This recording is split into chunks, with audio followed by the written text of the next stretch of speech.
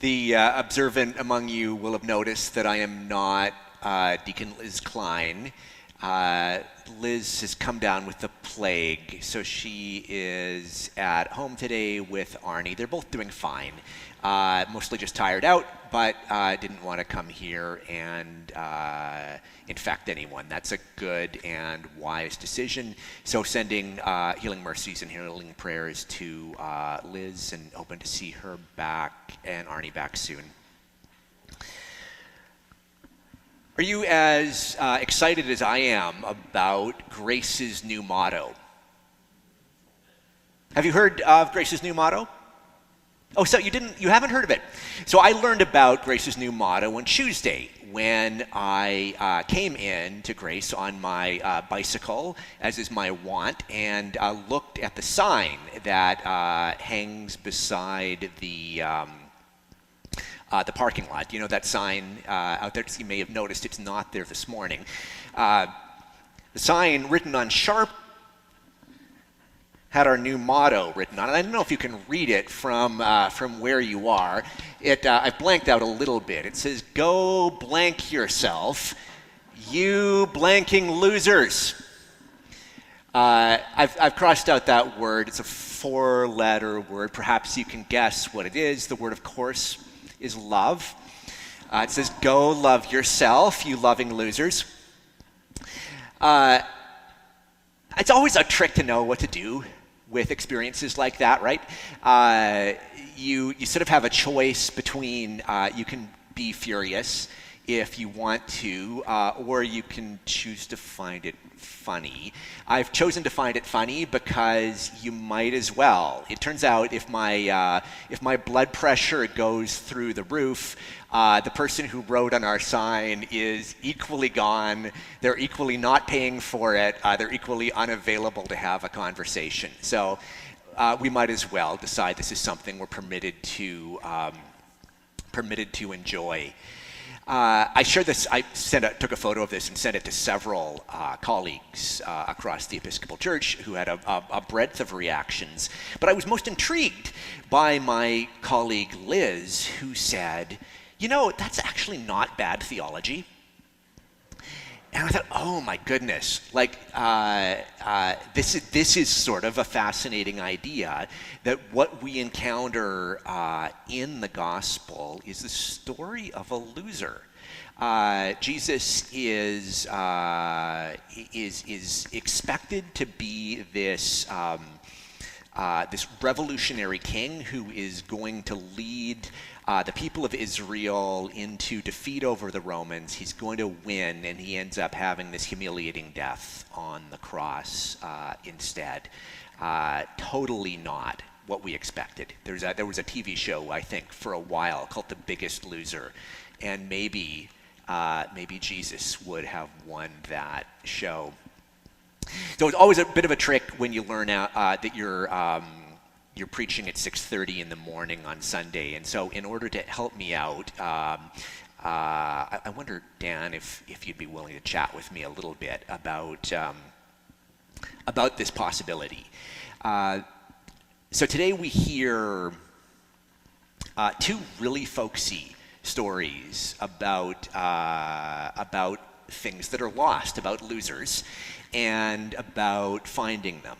The one is famously the shepherd looking for a sheep. Most of us in an urban context don't know too much about sheep, so this may not be as evocative as it was for the original audience, many of whom would have been shepherds, and they would have immediately thought of things when Jesus talked about sheep. The one that's more evocative for me, at any rate, is the woman looking for a lost coin, because it feels like a lot of my life involves looking for things that I have lost. It's probably objectively not that much, but it seems so memorable to me when I lose my keys or my wallet, or perhaps most infuriatingly when I'm in the middle of a project and I can't find a tool.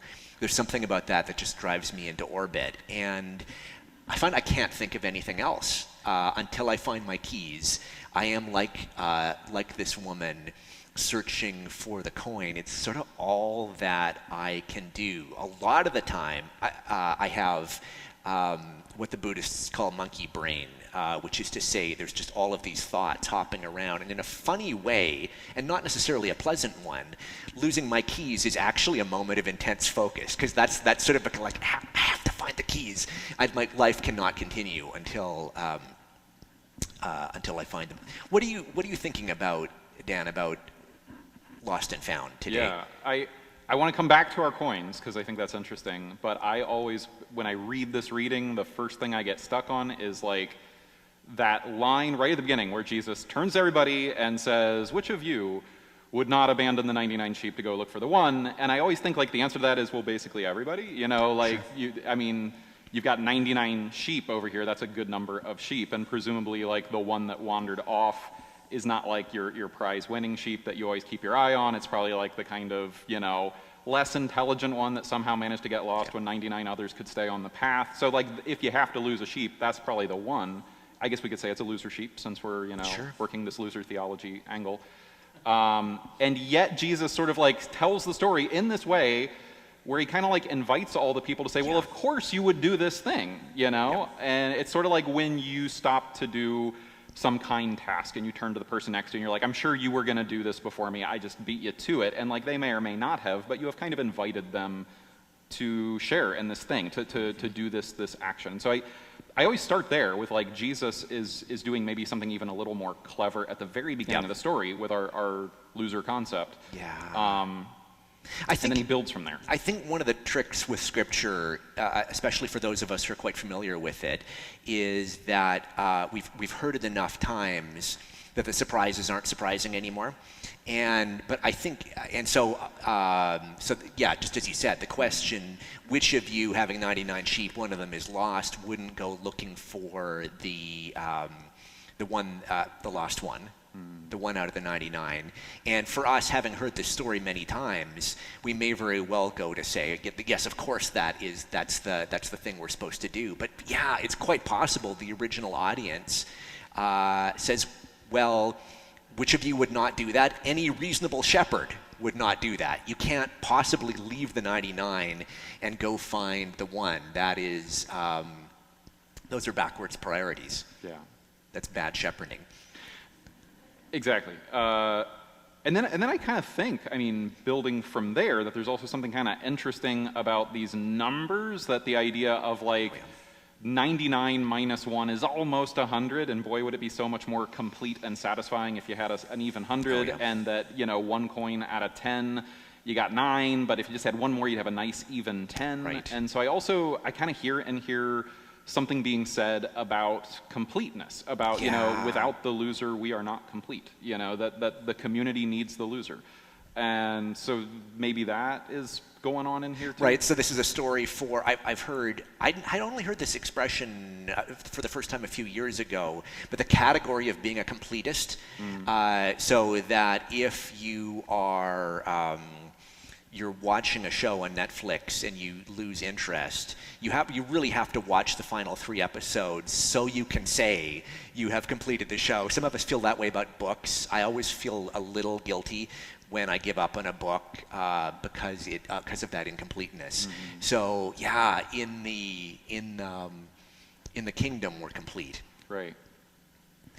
One of the things that I've noticed about both the sheep and the coin is that in both cases, and this is sort of, forgive me if this is an obvious thought, but I think it's worth underlining because it can sort of get lost, is that in both cases, the sheep is lost and the coin is lost. It's not the one searching who is lost, which is maybe obvious when you see the story in its entirety, but I want to suggest it's not obvious when you are lost.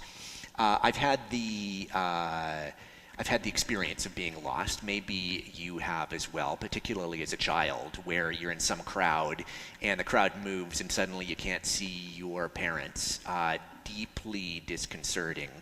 And I suspect, or I know, talking to them later, that my parents' experience is that they were actively looking for me. But I didn't experience it as actively looking. I just experienced it as being lost, as being parentless in that moment. And similarly, I imagine the coin in the sofa does not say the woman is actively looking for me. The coin says I'm lost, I'm forgotten here among the lint and the jelly beans. And I think I wonder if there's good news in that, because I think sometimes in our most lost moments, we can say, where is God? Where is God in this moment? There's no sign of God. And in those moments, like, what if what Jesus is promising is God is actively, almost frantically looking for us. God's dropped everything else and can think of nothing else except finding us. I think there's also, interestingly, there's kind of a second piece of good news in what you're saying, that if we look at these stories and we read ourselves as the lost sheep or as the lost coin rather than as the person who is going to go and get the thing that's there, then that means we're the loser, right? And that we're still valuable despite that fact. And I think that segues kind of interestingly over even to the reading from 1 Timothy, where you have got Paul, or at least somebody writing in the character of Paul, saying, I am the foremost of sinners. Like, he's sort of claiming his role in the community while saying, I am a complete mess, and yet I belong here, and yet I have done some really important things here.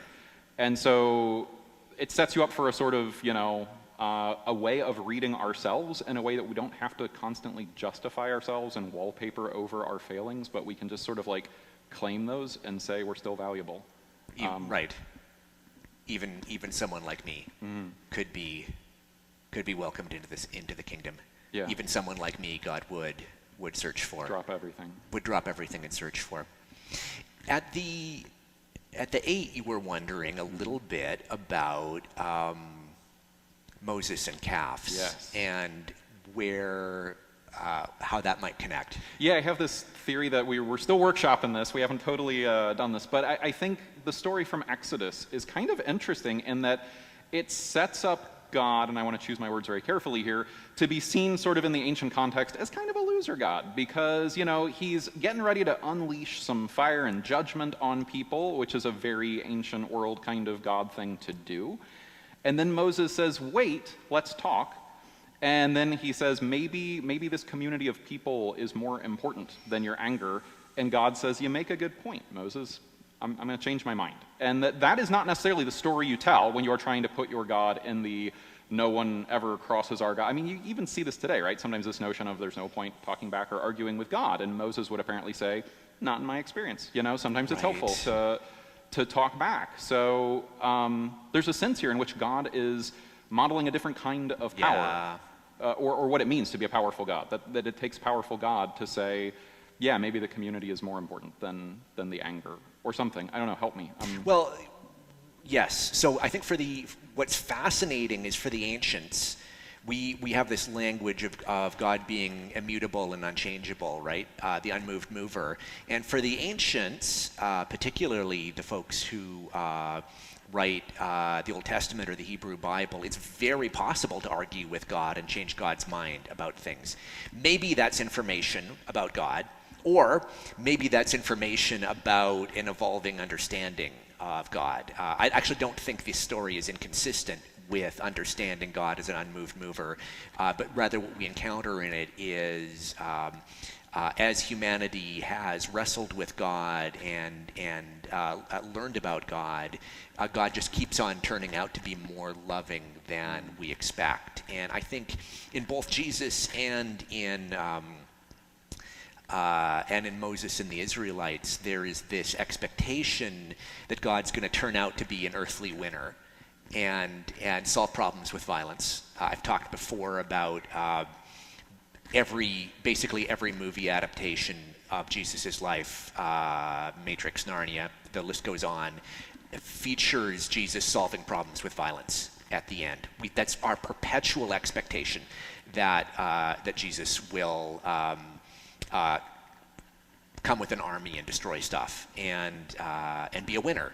And there's this beautiful, disappointing testimony in the Old Testament and in the Gospel alike, that and in Paul, that actually you're going to find God in the losers. Yeah, no, that actually So years ago, this is before I had learned the futility of hanging out in online forums where people debate religion, Sure. but I was hanging out in such a forum, and it was not as collegial as one might hope. People were coming from a lot of different religious perspectives, and there was one particularly zealous, I guess, neo-pagan guy, and obviously hashtag not all neo-pagans, but in this particular instance, a guy posted a meme, and it was a picture of Thor with a hammer, and it said, "My God has a hammer, yours got nailed to a tree." And I just thought, what a beautiful summary of the gospel, you know? Yes. Like, that is what makes our religion different, is that our God isn't the one with the hammer. Our God is the one who identifies with the person getting hammered, who is the one getting hammered. And so I think that fits into this idea of God as the God of the losers. Yeah, this is not if you wanted to write a triumphant story, it would not look like the Gospels. Yeah. A group of people defeated by empire in so many ways, stuck in fear, stuck in confusion, and it turns out that's where resurrection grows. I'm sorry, I suspect I'm never going to meet the author of the new motto, or if I do, they're not going to identify themselves to me, which is a bummer. I mean, it's a bummer at a superficial level, because I think from a winner perspective, I want to extract some kind of revenge on them. Sometimes I think that old school punishment has something to be said for it, but kind of getting past that superficial longing for revenge, I actually wish we could connect, because I'm so curious about the impulse behind writing on the sign. We know a lot of people are terribly burned by church. A lot of people have encountered violence, abuse, just the worst kind of hurt in church, and what if God is better and more freeing than the story that this person maybe got told? What if they're right, and there's this incredibly good news, and God is found with the losers? So maybe we'll leave you with that as a question. Is it possible that the dude with the Sharpie, I don't know why I'm assuming gender here, it could very well be a woman with a Sharpie or a child with a Sharpie. Is it possible that they have inadvertently given us a theological insight? And while this probably shouldn't be our permanent motto, it's still worth considering the possibility that there's a little gift and an insight sitting in it. Is it possible God is the biggest loser, and that's the best news of them all?